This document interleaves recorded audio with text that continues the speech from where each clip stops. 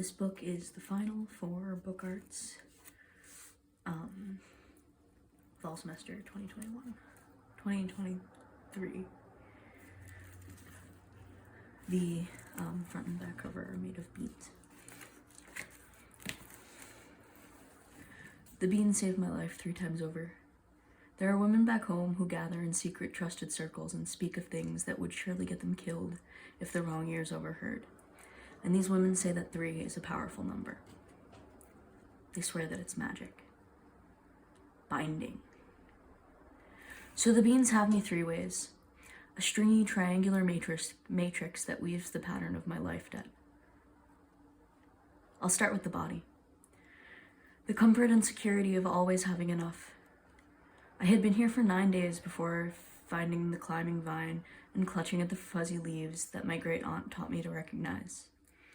I was nearly delirious with hunger, eating only a few rotten fruits and a smallish clam that made me sicker than I was. Over a week had passed since I was lashed upon the beach, spit out by the sea, and gulping down the second chance she gave me. I was heady with this chance, giggling for the first time since I was 5 or 6. The joy persisted, spiking when I found the freshwater stream, and even before the matrix of the beans, even before the miracle of the beans, even on the verge of starvation, even dying here, dying free and wild and unencumbered was a gift. But instead of a free death, it seems that the gift would be a free life instead. My face buried in the bean leaves, I began crying, a great barrage of tears at the prospect of my own life.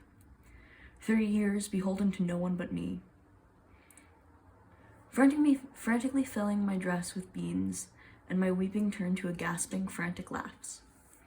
Pushing my weakened body to its limits, I half ran to my stash, collapsing onto the leaf litter and stuffing handful after handful of the crisp, sweet beans into my mouth. With the beans, the vast, creeping tendrils of beautiful beans, I had a reliable food source. I had a full belly, not just once in a blue moon, but every single day. I had a future. The next few weeks were spent in fervent harvesting. I gorged myself on the beans as I picked even more, hanging some to dry and burying others, testing methods of storage that I knew I would need come winter. Back in my homeland, my family were tanners, working with hide and leather, but we grew a few crops as well. It was hard to get by as it was, and the extra food and profits, however minor, were instrumental in our survival. Even then, there were nights where I, as the oldest, would go to bed hungry. I tried to draw on my mother's techniques of preserving food, hoping to glean some insight from the way she would can and pickle our crops. Not much was forthcoming, and instead, I thought back on my time with my Aunt Lisbeth. She lived alone, and despite the rumors and my mother's constant invitations to move in with us, she liked it that way.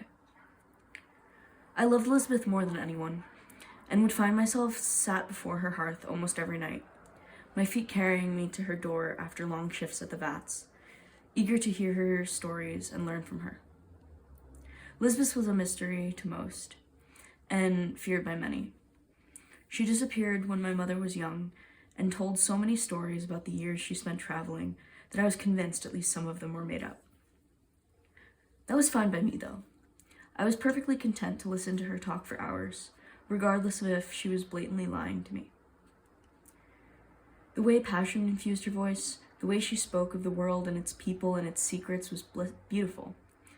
And even if she made it up, it was true to me. She's the reason I know anything of witches, and it would probably gratify the close-minded, powerful folk in our town to know that that rumor, at least, was true.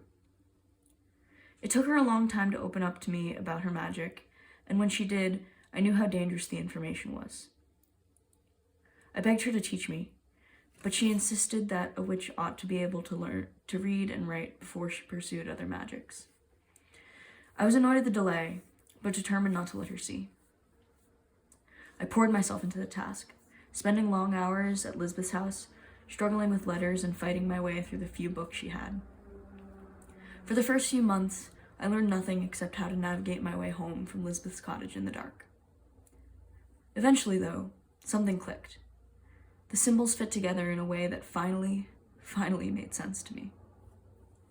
Giddy with this new skill, I started leaving little notes all over Lisbeth's house, scrawling affirmations and jokes with bits of charcoal on her hearthstones and under her kitchen table.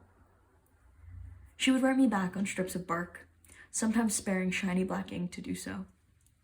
She always used big words and odd phrases, forcing me to puzzle out these messages. It was the happiest time of my life.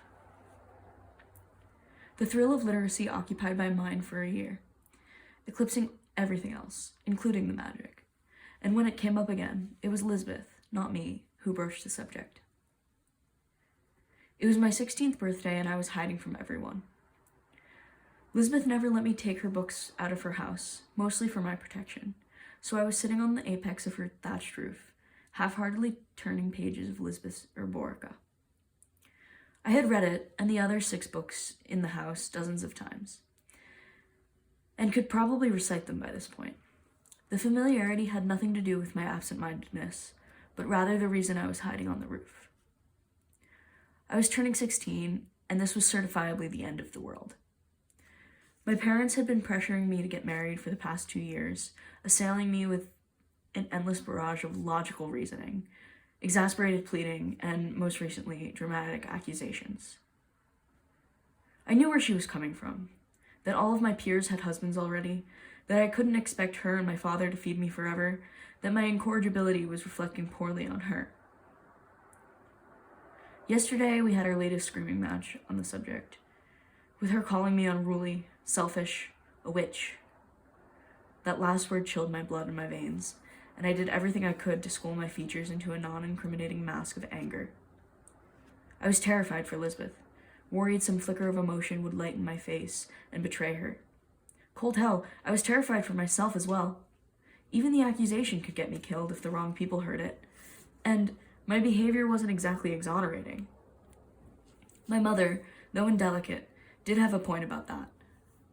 Stalwart refusal would only get me so far, and I had to admit I had just outgrown avoidance. A breeze feathered through the ends of my hair, and I sensed Lisbeth before I saw her. Not bothering to wipe my tears from my face, I slid down the bundles, swinging around to descend via the stone chimney and meet her in the doorway. Lisbeth collects me into a hug, and that's all we say on the matter of my imminent doom. I'm grateful for the distraction, and for a wild moment I think about leaving, filling up my bag with everything I can and following in Lisbeth's footsteps. I think I could make it. Leave here alone and travel and read books and meet mysterious women who aren't made for other people. Or denounce people entirely and build a home for myself deep in the woods. Eke a life from the earth and become truly untouchable. I nearly voiced the thought, lips parted and heart pounding. Lisbeth speaks first, though, by some coincidence or stutter of fate, and what she says drives all thought of the flight from my mind. Empty the bucket. Lisbeth has never used this tone with me before. It was a command in all respects, but the cast of her eyes revealed a hidden depth. I swear I saw a green fork of lightning in them. Looking at the wood and iron pail on the table between us, I knew that she didn't mean for me to use my hands. Up until that moment, most of my rational mind had convinced itself that Lisbeth's witchcraft was just another one of her vivid fantasies. Thought that she had constructed it to convey a level of wonder that the mundane just couldn't deliver, and to trick me into reading, of course. That belief was wholly gone now, and a sheen of sweat gilt my face. I felt lost, gangly and awkward and unsure of myself, utterly lost. I plead for some direction. How?